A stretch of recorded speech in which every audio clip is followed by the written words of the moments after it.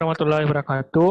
Baiklah, kami dari kelompok ingin menyajikan hasil presentasi dari kelompok kami, yaitu membahas tentang eksternalitas, yang mana anggota kelompok kami, yaitu yang pertama saya sendiri, Awan Prima Lesmana, kedua Fauzan Zakwan, ketiga Intan Mareta, keempat Sofia Yuliani, dan kelima Safira Daputri.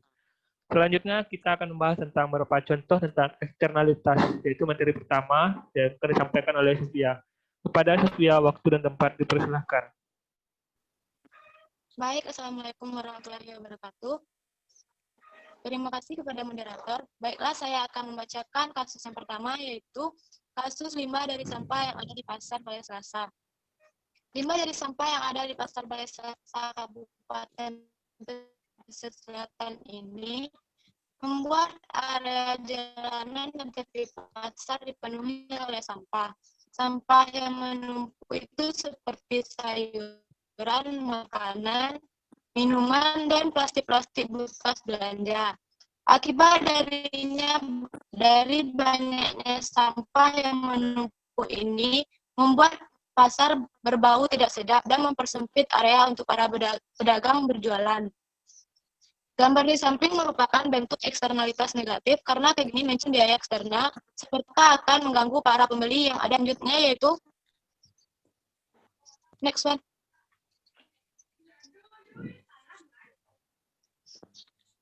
Kasus selanjutnya yaitu pembagian masker yang dilakukan di daerah Lagan, Kabupaten Pesisir Selatan. Pembagian masker yang dilakukan di daerah Lagan, Kabupaten Pesisir Selatan ini dapat membantu pencegahan penularan COVID-19. Masker yang dibagikan adalah masker kain non-medis yang dapat digunakan secara berulang, namun dapat terlindung dari penularan COVID. Kegiatan ini merupakan eksternalitas positif karena menciptakan manfaat bagi para masyarakat yang menerima masker agar dapat terhindar dari penularan. Sekian yang dapat saya sampaikan. Baik, terima kasih kepada Sofia yang telah menyampaikan materinya. Baik, untuk contoh selanjutnya akan disampaikan oleh saya sendiri. Baik, contoh di sini saya mengambil tentang penyuluhan kegiatan tentang pentingnya pemberian gizi, baik terhadap balita yang dilakukan oleh pihak Puskesmas Lapai kepada masyarakat di lingkungan sekitar, sehingga kegiatan ini dapat dikategorikan sebagai eksternalitas positif, karena kegiatan ini menciptakan manfaat eksternal. Selanjutnya adalah contoh kedua eksternalitas dari saya, yaitu tentang aksi meresahkan dari anak tetangga yang mencoret pagar rumah sehingga dapat digolongkan sebagai eksternalitas negatif. Karena dampak dari pencoretan ini membuat pagar menjadi kotor dan mengeluarkan biaya eksternalitas untuk pengecatan pagar kembali. Cara untuk penanggulangannya adalah memberikan nasihat kepada anak tetangga tersebut dan memberitahu kepada orang tua si anak yang telah meresahkan tersebut. Baik, sekian dari materi dari saya. Selanjutnya saya materi selanjutnya disampaikan oleh rekan saya, yaitu Safira. Pada Safira, waktu dan tempat dipersilakan. Yang telah memberikan waktunya kepada saya. Selanjutnya yaitu dapat dilihat dari gambar di samping merupakan kondisi jalanan komplek yang becek dan digenangi oleh air. Di mana air tersebut berasal dari kegiatan mencuci kendaraan yang dilakukan oleh salah satu oknum tetangga yang tinggal di daerah kompleks saya tinggal. Nah, dengan begitu kegiatan ini dapat kita golongkan menjadi kegiatan eksternalitas negatif. Hal itu karena oknum yang melakukan kegiatan tersebut tidak bertanggung jawab atas perbuatannya yang telah membuat jalanan menjadi becek dan digenangi oleh air. Nah, air yang dibiarkan tergenang begitu saja akan berdampak buruk bagi lingkungan sekitarnya, seperti munculnya jentik-jentik nyamuk, dan jika air dibiarkan tergenang dalam waktu yang lama, juga akan mengganggu aktivitas komplek, karena jalanan yang becek dan memunculkan aroma yang tidak sedap. Untuk itu, seharusnya oknum menyalurkan air bekas pencucian kendaraannya ke dalam selokan atau saluran air yang berada di depan rumahnya, agar air mengalir dan tidak menggenangi jalanan komplek. Selanjutnya, kasus yang sering kita dapati di lingkungan sekitar, yaitu kegiatan aktivitas merokok. Kegiatan merokok ini adalah kegiatan yang termasuk ke dalam kegiatan eksternalitas negatif, di mana merokok jelas merugikan banyak pihak, baik dirinya sendiri maupun orang-orang yang berada di sekitarnya yang terpapar asap rokok.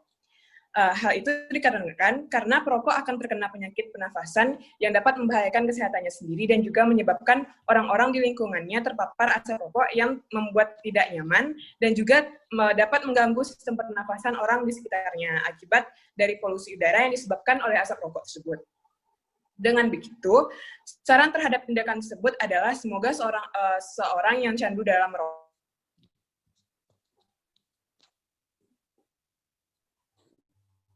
tidak menyebabkan polusi udara di lingkungannya.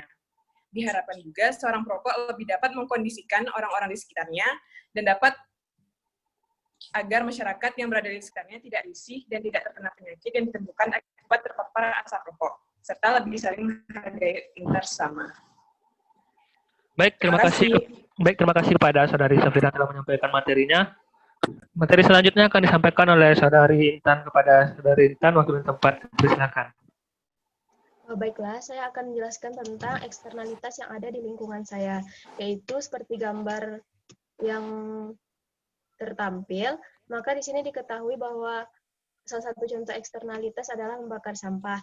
Tetangga yang membakar sampah di halaman rumahnya sehingga asap dari bakaran tersebut sampai ke rumah orang lain dan menyebabkan orang lain terganggu. Hal yang disebabkan dari kegiatan pembakaran sampah yang dilakukan oleh tetangga ini seperti batuk, sesak nafas, dan beberapa penyakit pernafasan lainnya. Maka kegiatan ini termasuk dalam eksternalitas negatif karena merugikan orang banyak. Next. Yang kedua seperti yang terdapat pada gambar, yaitu adalah menjemur kain lap bekas pakai di depan rumah. Tetangga menjemur kain lap bekas pakainya di halaman rumahnya yang dekat dari rumah saya, sehingga hal ini menyebabkan saya terganggu karena bau dari lap yang dijemur tersebut sampai ke rumah karena jarak dari halaman tetangga ke rumah saya adalah dekat. Kegiatan ini termasuk eksternalitas negatif karena merugikan saya dengan membuat saya menjadi tidak nyaman. Baik, terima kasih kepada Saudari Intan telah menyampaikan materinya. Selanjutnya, contoh eksternalitas akan disampaikan oleh Saudara Fauzan Zakwan kepada Fauzan, waktu dan tempat. Silakan. Baik, terima kasih kepada moderator.